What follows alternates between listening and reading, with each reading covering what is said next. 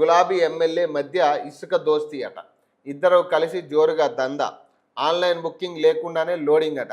అటువైపు కన్నెత్తి చూడని అధికారులట. ప్రభుత్వానికి అందిన నివేదిక మరింత లోతుగా ఇంటెలిజెన్స్ ఆరాట.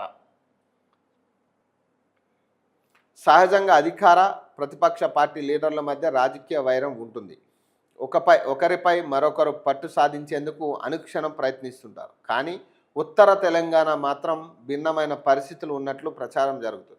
ఓ మంత్రి నిత్యం వివాదాల్లో ఇరుక్కునే ఓ గులాబీ ఎమ్మెల్యే మధ్య మంచి స్నేహం కుదిరిందని, ఆ స్నేహం కాస్త ఇప్పుడు ఇద్దరు కలిసి బిజినెస్ చేసే స్థాయికి వెళ్ళినట్లు చర్చ జరుగుతుంది. వ్యాపారం చేస్తే తప్పు లేదు, కానీ ఇరువురు కలిసి ఇసుక అక్రమ రవాణా చేస్తున్నట్లు ఆరోపణలు ఉన్నాయి.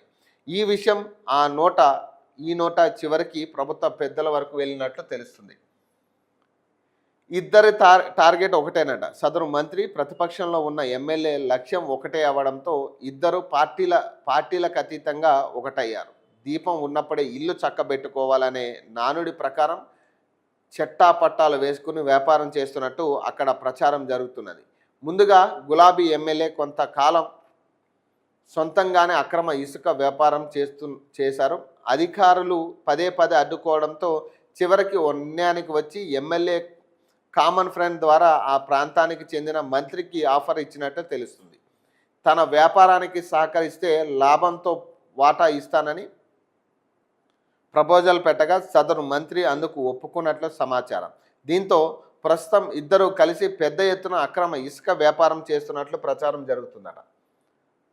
అటువైపుకు వెళ్ళని అధికారులు, గులాబీ ఎమ్మెల్యే అనుచరులు అక్రమ ఇసుక వ్యాపారం చేస్తున్నప్పుడు అడ్డుకున్న స్థానిక అధికారులకు ఓ రోజు సదరు మంత్రి అనుచరుడు నుంచి ఫోన్ చేసినట్టు తెలిసింది.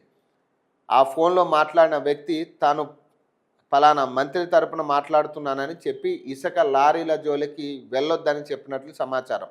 ఆ అనుచరుడు చెప్పింది నిజమా కాదా అని క్రాస్ చెక్ చేసుకున్న అధికారులు మంత్రి ఆదేశాలు ఉన్న మాట వాస్తవమే అని నిర్ధారణకు వచ్చినట్లు ఆ ప్రాంత అధికారుల వర్గాల్లో చర్చ జరుగుతున్నది.